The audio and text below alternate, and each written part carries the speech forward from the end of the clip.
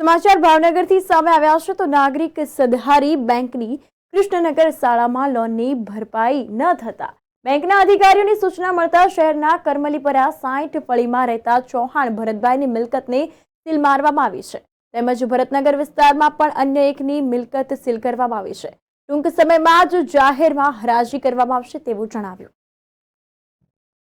રોજ ભાવનગર નાગરિક સહકારી બેંકના બાકીદારો એવા શ્રી ભરત સોમજી ચૌહાણનું જે 60 ફળી અને કરચલિયાપરામાં આવેલી મિલકત હતી એમાં ઘણી રકમ ચડી જતા અમે આજે એને સીલ મારવાની કાર્યવાહી કરી છે અને તેનો એક પાર્ટમાં અમે સીલ મારી દીધું છે।